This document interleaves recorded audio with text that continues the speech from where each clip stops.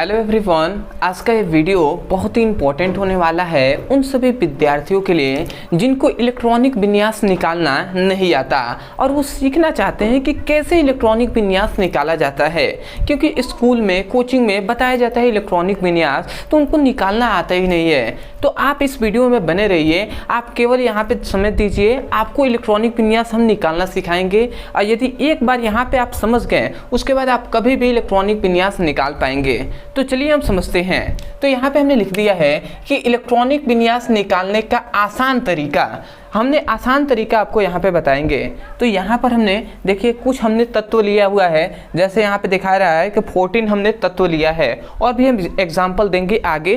पहले हम इसका इलेक्ट्रॉनिक विन्यास निकालेंगे। तो इलेक्ट्रॉनिक विन्यास निकालने के लिए कुछ आपको बेसिक जो बातें हैं वो आपको जानना चाहिए।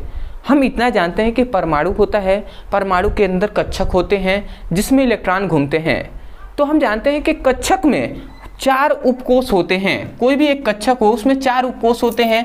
उपकोष, ये आप नाम जानते होंगे, उपकोष कितने होते हैं भैया? जो 4 होते हैं। अब वो कौन कौन से? तो यहाँ पे एक बात याद रखेंगे, पहला होता है S, दूसरा होता है P, तीसरा होता है D और चौथा होता है F। ये 4 उपकोष हैं। पहले उपकोष में इलेक्ट्रॉन अधिक से अधिक 2 भरे जा सकते हैं, दूसरे में अधिक से अधिक 6 इलेक्ट्रॉन भरे जा सकते हैं और जो D है इसमें अधिक से अधिक 10 इलेक्ट्रॉन भरे जा सकते हैं और जो अंतिम है जो F उपकोष, इसमें अधिक से अधिक 14 इलेक्ट्रॉन भरे जा सकते हैं। तो केवल ये बेसिक है, इसको आपको याद रखना है। ये अभी आपको समझ में ना आए तो कोई दिक्कत नहीं है, आपको आगे समझ में आएगा जब हम इलेक्ट्रॉनिक विन्यास निकालना सीखेंगे। ऐसे ही तो हम निकालते हैं ना, ऐसे ही तो इलेक्ट्रॉनिक विन्यास हम निकालते हैं। 1s2, 2s2, 2p6, 3s2, 3p6, 4s2, 3d10, 4p6। इसी प्रकार तो इलेक्ट्रॉनिक विन्यास निकालना है ना, यही हम आपको सिखाने वाले हैं। तो आप चिंता नहीं करिए, केवल आपको यहाँ पे ध्यान दीजिए। यहाँ पे हमने क्या बताया कि उपकोष 4 होते हैं। एक होता है S, P, D, F। इसमें अधिक से अधिक 2 इलेक्ट्रॉन भरे जा सकते हैं, उससे कम हो सकते हैं, अधिक नहीं। जैसे S में हम 4 इलेक्ट्रॉन नहीं भर सकते, अधिक से अधिक 2 ही।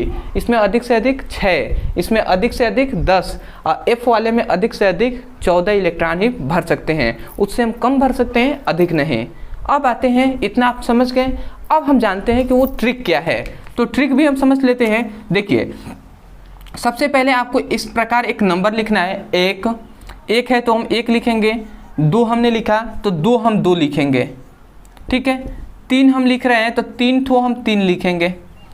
4 लिख रहे हैं तो हम 4 ठो 4 लिखेंगे, ठीक है, 4 ठो हमने लिख दिया। 5 लिख रहे हैं तो हम 5 ठो 5 लिखेंगे, और भी आप चाहें तो आगे लिख सकते हैं, कोई दिक्कत नहीं है। अब ध्यान से समझेंगे, पहले में 1 ही है तो यहाँ पे हम 1 ही S लिखेंगे। यहाँ पे देख रहे हैं 2 संख्या है तो ये S P हम लिखेंगे, यहाँ पे S P हम लिख दे रहे हैं। फिर से यहाँ पे हम देख रहे हैं 3 ठो है तो S P D लिखेंगे, S P D। फिर से यहाँ पे देख रहे हैं, यहाँ पे 4 आ गए तो हम चारों को भर देंगे, S P D F। फिर से यहाँ पर हम देख रहे हैं, यहाँ पे 5 ठो है, 4 ठो है तो हम 4 ही ठो भरेंगे, S P D F। ये हमने भर दिया। अब आपको थोड़ा सा समझना है, यहाँ पे मैं कुछ करूँगा, इसको आपको ध्यान देना है। हम सबसे पहले इस प्रकार हम इसमें चलते हैं, इस प्रकार हम इसमें चलेंगे। जैसे कैसे, ध्यान से समझेंगे। हम इस प्रकार चल रहे हैं, ठीक है जी।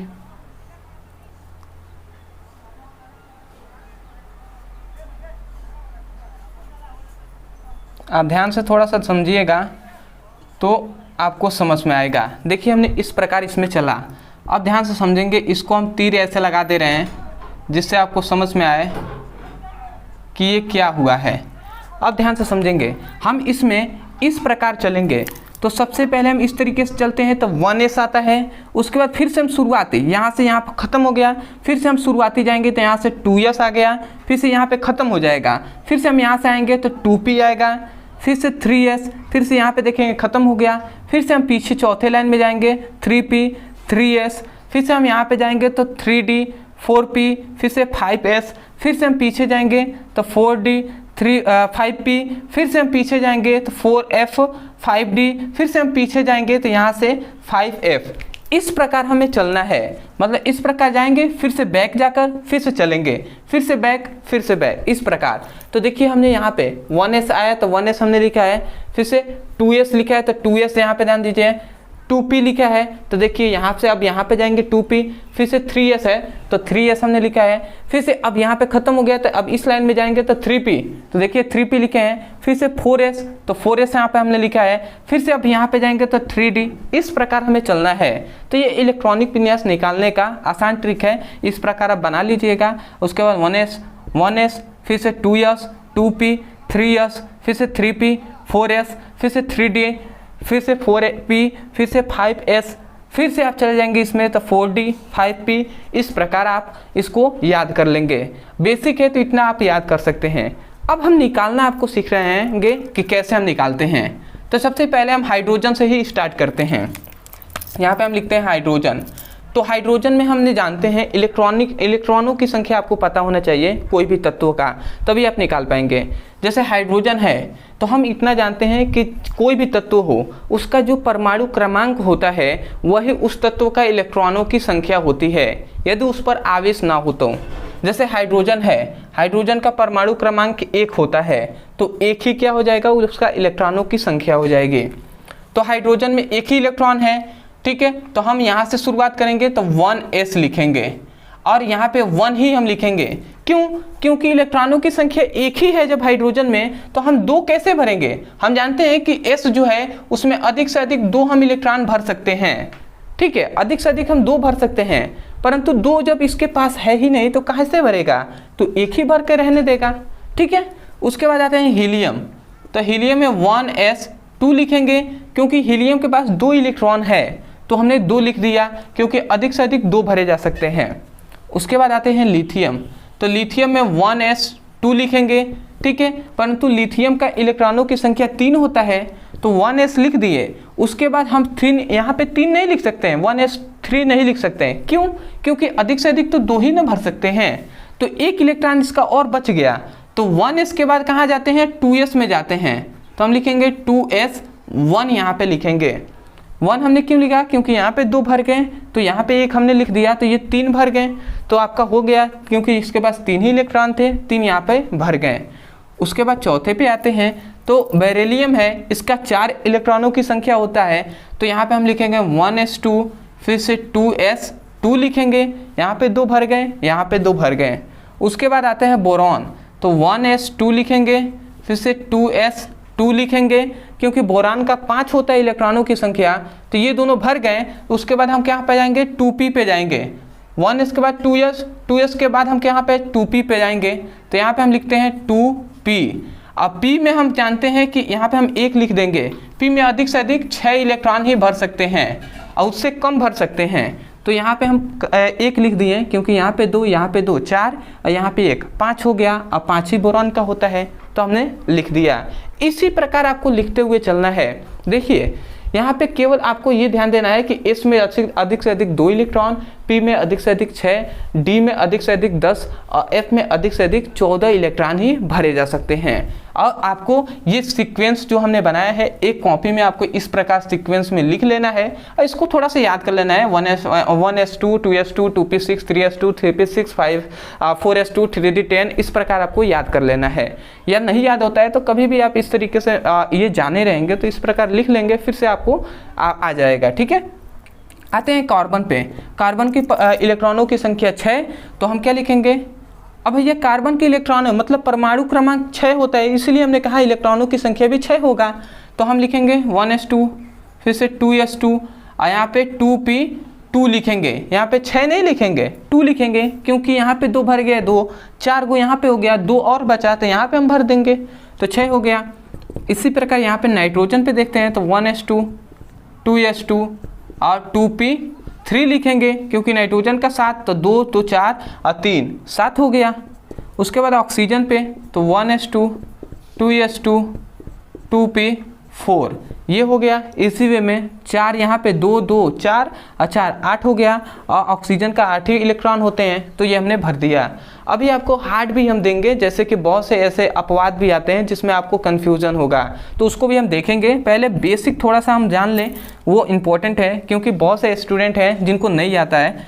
फिर से हम क्या करेंगे 1s1 1s2 2s2, फिर से हम क्या लिखेंगे 2p5 लिखेंगे, क्योंकि फ्लोरीन का 9 होता है, तो 2 2 4 और 5 9 हो गया। उसके बाद नियोन का 10 होता है, तो 1s2 2s2 2p6 लिख देंगे, तो 2 यहाँ पे भर गए, 2 यहाँ पे 4 हो गया, और 6 10 हो गया, तो ये आपका नियोन हो गया। फिर से आते हैं सोडियम पे, तो सोडियम का क्या लिखेंगे, सोडियम का 11 होता है, तो 1s1 1s2 2p6 लिख दिए। तो अब ध्यान दीजिएगा, 2 यहाँ पे 2 4 हो गया, और 10 6 यहाँ पे हो गया, तो 4 और 6 10 हो गया, परंतु सोडियम का तो 11 होता है। अभी एक और इलेक्ट्रॉन बचा है, तो 1s के बाद हमने 2s पे गया, और 2s के बाद हम यहाँ पे देख रहे हैं तो 2p पे गए। अब हम जाएंगे 3s पे, तो यहाँ पे आप कॉमा देंगे, हम फिर से 3s1 लिखेंगे। 2 क्यों नहीं लिखे, क्योंकि भैया एक ही इलेक्ट्रॉन बचा हुआ है ना, 11 होता है सोडियम का। यहाँ पे देखिए 2 2 4 और 4 6 10 और 1 यहाँ पे 11 भर गया, समाप्त हो गया। उसके बाद हम आगे जाते हैं, मैग्नीशियम का 12 होता है, तो 1s2 2s2 2p6 और 3s2 लिखेंगे, ठीक है, क्योंकि 2 और 2 4 और 4 6 10 और 10 2 12। आप सोच रहे होंगे कि यहाँ पे 7 क्यों नहीं लिखा, यहाँ पे 7 क्यों नहीं, क्योंकि हम जानते हैं कि P में 6 ही लिखा जा सकता है। बहुत से स्टूडेंट ऐसा सोच रहे होंगे कि यहीं पे आपने 7 क्यों नहीं लिख दिया, तो अधिक से अधिक हमने बताया ही है कि 6 इलेक्ट्रॉन P उपकोष में भरे जा सकते हैं। अब आते हैं एल्यूमिनियम, तो एल्यूमिनियम का कितना होता है भैया 13 होता है, तो हम लिखेंगे 1s2 2s2 2p6 फिर से 3s2, ठीक है। तो यहाँ पे देखेंगे 2 2 4 6 10 और 2 12, अभी और एक इलेक्ट्रॉन बचा है, क्योंकि यहाँ पे 13 है। तो देखिए यहाँ पे 3s के बाद हम किस पे जाएंगे 3p पे जाएंगे, तो हम लिखेंगे 3p1 लिखेंगे, क्योंकि अधिक से अधिक 6 भरे जा सकते हैं, तो हमने 1 लिख दिया क्योंकि एक ही इलेक्ट्रॉन इसमें बचा हुआ है। अब आप देख सकते हैं कि 2 2 4 4 6 10 10 2 12 1 13, ये पूर्ण रूप से भर गया है, यही इलेक्ट्रॉनिक विन्यास हो जाएगा। सिलिकॉन 14 होता है, तो इसका हम भरेंगे तो 1s2 2s2 2p6 3s2 3p2 लिख देंगे। तो ये इस प्रकार इसका सिलिकॉन का 14 इलेक्ट्रॉन भर गए, 2 2 4 6 10 10 2 12 12 2 14। तो ये तो इलेक्ट्रॉनिक विन्यास बहुत ही इजी है, परंतु अंतिम में बहुत से ऐसे स्टूडेंट हैं जिनको इतना बेसिक तो आता होगा, परंतु बहुत से ऐसे अपवाद हैं जिनको समझ में नहीं आता है ऐसे होगा नहीं होगा, तो वो भी हम देखेंगे। जो हार्ड है उसको भी हम देख लेते हैं, स्क्रीनशॉट आप ले लीजिए, उसके बाद देखते हैं। आशा करते हैं दोस्तों आपने अच्छे से स्क्रीनशॉट ले लिया होगा। तो अब हम देख लेते हैं आगे के जो हुए हैं। तो यहाँ पे हमने 20 तक हम आपको निकालना सिखा रहे हैं, और कुछ अपवाद हम बताएंगे, कुछ प्रैक्टिस आपको कराएंगे जिससे आपको समझ में आ जाए और अच्छे तरीके से। तो इसका अब हम देख लेते हैं फास्फोरस का। तो फास्फोरस का परमाणु क्रमांक 15 होता है, इसलिए इलेक्ट्रॉनों की संख्या भी 15 होगी। तो इसका यदि हम इलेक्ट्रॉनिक विन्यास निकालते हैं तो हम इसी प्रकार चलेंगे। ये हमने सीक्वेंस में कुछ लिख दिया है, तो पहले 1s1 फिर से 2s 2p 3s 3p 4s के बाद सीधा हम फिर से यहाँ पे जाएंगे 3d फिर से 4p फिर से 5s फिर से हम यहाँ पे जाएंगे तो 4d 5p, इस प्रकार हम जाएंगे। मतलब यहाँ से ख़त्म फिर से हम यहाँ से स्टार्ट, फिर से यहाँ पे ख़त्म तो यहाँ से, इस प्रकार हम कर रहे हैं। तो 1s2 लिखेंगे, फिर से 2s2 2p6 फिर से 3s2 3p6। अब यहाँ पे देख लेते हैं 15 होता है, तो 6 2 2 4 हो गया, 6 10 हो गया, 10 2 12 12, यहाँ पे 6 नहीं लिखेंगे ना 3 लिखेंगे, 3p3 लिखेंगे, क्योंकि भैया यहाँ पे 15 हो जा रहा है। 2 2 4 4 6 10 10 2 12 12 3 15, तो 15 हो गया, ठीक है। तो ये इसका इलेक्ट्रॉनिक विन्यास हो जाएगा। फास्फोरस का सल्फर का देख लेते हैं, 16 होता है, तो 1s2 2s2 2p6 फिर से 3s2 फिर से 3p4 लिख देंगे, क्योंकि अधिक से अधिक 6 भरे जा सकते हैं p में, परंतु कम तो भरे जा सकते हैं, तो हमने 4 लिख दिया। तो 2 2 4 6 10 2 12 और 12 4 8 क्या होता है 16 होता है, सल्फर 16 हो गया।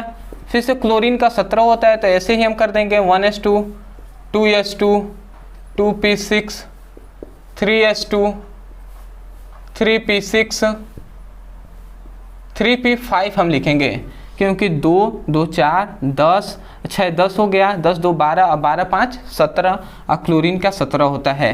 फिर से आर्गान का देखते हैं 1s1 1s2 2p6 3s2 फिर से 3p6 लिखेंगे, क्योंकि 18 होता है। 2 2 4 6 10 10 2 12 6 18 हो गया। पोटेशियम का निकाल लेते हैं, तो इसी प्रकार लिखेंगे 1s1 1s2 फिर से 2p6 फिर से 3s2 3p यहाँ पे हम लिखेंगे 6। तो अब आप थोड़ा सा ध्यान देंगे, तो इसका होता है 19, इसका इलेक्ट्रॉनों की संख्या होती है। तो 2 2 4 6 10 10 2 12 12 6 18, मतलब एक और इलेक्ट्रॉन है, तो उसको भरने के लिए हम कहाँ जाएंगे 1s के बाद यहाँ पे देखिए 1s के बाद 2s पे गए, 2p पे गए, फिर से 3s फिर से 3p पर, यहाँ पे 3p के बाद अब क्या आता है 4s आता है, तो यहाँ पे हम लिखेंगे 4s। एक ही इलेक्ट्रॉन बचा हुआ है ना, तो एक हम भरेंगे। तो आप देख लीजिए 2 2 4 6 10 10 2 12 12 6 18 1 19 हो गया। आगे आते हैं हम कैल्शियम का, तो 1s1 फिर से 2s2 2p6 3s2 3p6 और फिर से हम लिखेंगे 4s2 लिख देंगे। 20 होता है, तो 2 2 4 6 10 2 12 6 18 18 2 20। तो ये हो गया 20 तक हमने इलेक्ट्रॉनिक विन्यास आपको निकालना सिखा दिया। तो अभी तक यदि आप बने हुए हैं तो आपके लिए बहुत ही मतलब आप एक तरह से कह सकते हैं कि बहुत ही सब्र करके आप यहाँ तक बने हुए हैं, आपके लिए तो तालियां होनी चाहिए। तो बहुत बहुत धन्यवाद कि आपने यहाँ तक देखा। अब आपको कुछ हम ऐसे जो इम्पोर्टेंट है जो आपको समझाएंगे, जिससे आपको टीचर भी पूछकर आपको कंफ्यूज कर सकते हैं, स्टूडेंट भी आपसे कहेंगे, आप कहेंगे इलेक्ट्रॉनिक विन्यास हमें निकालना आता है, और वो आपसे पूछ सकते हैं ऐसे कुछ क्वेश्चन जो आप नहीं निकाल पाएंगे। जैसे मैं आपको कुछ एग्जाम्पल दिखाता हूँ, आपसे कहता हूँ इलेक्ट्रॉनिक विन्यास निकालिए। देखिए हम यहाँ पे लिख देते हैं क्रोमियम, जिसका परमाणु क्रमांक होता है 84। अब इसका हम कहेंगे कि भैया क्रोमियम जो है जिसका परमाणु क्रमांक क्या होता है 24 होता है, तो इसका आप इलेक्ट्रॉनिक विन्यास निकालिए। देखिए हमने इलेक्ट्रॉनों की संख्या भी बता दिया, परमाणु क्रमांक ही तो इलेक्ट्रॉनों की संख्या होता है ना, तो ये इलेक्ट्रॉनिक विन्यास हमने निकाल दिया है। अब आप इसको थोड़ा सा प्रैक्टिस कीजिए। अभी आप पेन लिखे हैं तो इसको आप थोड़ा सा निकालिए आप। तो आशा करते हैं थोड़े से वीडियो का अप्रूव कर निकाल लीजिएगा। तो आप निकालेंगे तो देखिए आपने क्या किया होगा, उसको हम यहाँ पे बताते हैं। आप ऐसे ही इलेक्ट्रॉनिक विन्यास इसका निकाले होंगे 1s1 2s2 2p6 2p6 3s2 3p6 फिर से 4s2 और यहाँ पे 2 2 4 6 10 10 2 12 12 6 18 18 2 20 और इसके बाद 4 और बचा, तो 4s के बाद हम कहाँ पे आएंगे 4s के बाद 3d पे, तो 3d आप क्या कर देंगे 4। इस प्रकार आपने किया होगा, इसी प्रकार हम निकालेंगे ना। देखिए 2 2 4 6 10 10 2 12 12 6 18 18 2 20 और 20 4 24, इसका भी 24 होता है। तो ऐसे आपने निकाला होगा, ठीक है। परंतु ये क्या है, ये भैया गलत है, ऐसे हम नहीं निकालेंगे, ये इलेक्ट्रॉनिक विन्यास गलत है। आप कहेंगे भैया कैसे गलत है, तो देखिए कुछ यहाँ पे अपवाद श्रेणी में आते हैं, जैसे ये अपवाद है। अब ये कैसे अपवाद है, अपवाद इस प्रकार है कि हमने तो ऐसे ही निकालना आपको सिखाया है, इसलिए ये अपवाद हो गया, क्योंकि ऐसा होगा नहीं। क्यों नहीं होगा, कारण ये है कि हम ऐसे जानते हैं कि कोई भी कक्षक है या कोई भी उपकोष है, या तो वो पूर्ण भरा होना चाहिए या वो अर्ध भरा होना चाहिए, तभी वो अस्थायी होगा। मतलब या तो उसमें आधा भरा होना चाहिए, आधे इलेक्ट्रॉन उसके भरे होने चाहिए, या तो वो पूर्ण रूप से भरा होना चाहिए। जैसे कि ये S है तो उसमें 2 इलेक्ट्रॉन होने चाहिए, या आधा 2 का आधा क्या होता है 1, तो या तो 1 होना चाहिए। ये P है तो P में या तो पूर्ण भरे होने चाहिए, जैसे 6 इलेक्ट्रॉन भरे ही होने चाहिए, या इसको अधिक अस्थाई चाहिए तो इसका आधा आपको करना पड़ेगा, 6 नहीं तो आप 3 ही भरिए, पर 3 रहना चाहिए, ठीक है। और हम जानते हैं कि इलेक्ट्रॉन जो होते हैं ऊर्जा के बढ़ते हुए क्रम में रखे जाते हैं, तो इस प्रकार ये गलत हो जाएगा। क्यों? क्योंकि जो डी है, डी कहेगा कि हमें या तो पूर्ण रूप से भरा होना चाहिए, मतलब 10 इलेक्ट्रॉन भरिए, या हमें 5 ही इलेक्ट्रॉन भरिए, क्योंकि हम अस्थाई होना चाहते हैं। क्योंकि अब यहाँ पे देखिए तो ये डी का आधा कितना हो जाएगा, 5 हो जाएगा, तो ये कहेगा कि 5 ही भरिए, ठीक है। तो देखिए कैसे कि यहाँ पे ध्यान से अगर थोड़ा सा आप समझते हैं तो 3D के बाद हम पहले पीछे थोड़ा सा आते हैं तो 4s2, और यहाँ पे देखेंगे तो S में पूर्ण रूप से 2 इलेक्ट्रॉन चाहिए, 2 इलेक्ट्रॉन हमने भर दिया, तो ये तो अधिक अस्थाई हो गया, बहुत अधिक अस्थाई है, पूरा जितना चाहिए इसको मिल गया, ये अस्थाई है। परंतु इसके जस्ट हम आगे आते हैं तो 3D में 4 ही भरा गया है, और हम जानते हैं कि D में अधिक से या तो इसको अस्थाई होने के लिए 10 इलेक्ट्रॉन चाहिए, या तो इसका आधा चाहिए, 5 ही भर दीजिए, नहीं है आपके पास तो तभी तो ये अधिक अस्थाई होगा ना, इस वाले से अधिक अस्थाई ये होगा। तो इसके पास तो 4 ही इलेक्ट्रॉन है, अधिक तो नहीं है कि 10 इसमें भर दिया जाए, परंतु 10 नहीं तो हम 5 यहाँ पे भर सकते हैं ना, ठीक है। तो 5 के लिए हम क्या करेंगे, यहाँ से 1 इलेक्ट्रॉन हम निकाल देंगे, 2 की जगह पर हम 1 लिखेंगे, और यहाँ से 4 की जगह पे इसको हम 5 कर देंगे, जिससे ये भी अर्ध अस्थाई हो गया और ये भी आधा अस्थाई हो गया। क्योंकि हम जानते हैं ऊर्जा के बढ़ते हुए क्रम में लिखेंगे, इससे अस्थाई ये है, इससे अस्थाई ये है, इससे अस्थाई ये है, इससे अस्थाई ये है, तभी तो होगा ना। तो ये अस्थाई होने के लिए ये आधा भी भरा है, तभी तो ये अस्थाई है, और ये भी आधा भर गए, ये भी अस्थाई हो गया। तो इस प्रकार इसका होता है, कंफ्यूज नहीं होना है कभी भी आपको। जैसे एक और हम एग्जाम्पल से आपको समझाते हैं, जैसे कि हम ले लेते हैं कॉपर का जो है 29। अब यहाँ थी कॉपर का, यदि हम पे निकालना है इलेक्ट्रॉनिक विन्यास, थोड़ा सा वीडियो को पॉज कीजिए और 29 इसका इलेक्ट्रॉनों की संख्या होती है, निकालिए, थोड़ा सा आप निकालिए। और ये इतना आप समझे हुए हैं तो आपको पता होगा कि किस प्रकार आप निकालेंगे, थोड़ा सा एक निकाल के प्रैक्टिस कीजिए वीडियो को रोक कर।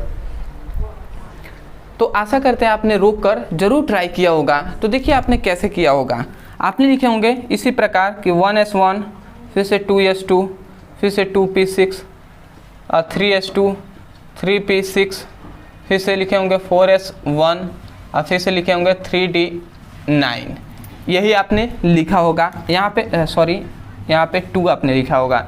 इस प्रकार बहुत से ऐसे स्टूडेंट हैं जो ऐसे नहीं लिखे होंगे, परंतु बहुत से ज़्यादातर स्टूडेंट ऐसे होंगे जो इस प्रकार लिखे होंगे, जो इसको समझ गए होंगे वो इस प्रकार नहीं लिखेंगे।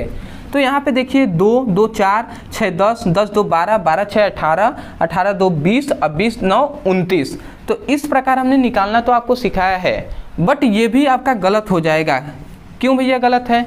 क्योंकि यहाँ पे आप देखते हैं तो डी में अधिक अस्थाई होने के लिए या तो 10 इलेक्ट्रॉन चाहिए या तो 5, और यहाँ पे है 9, मतलब एक कम है 10 होने के लिए।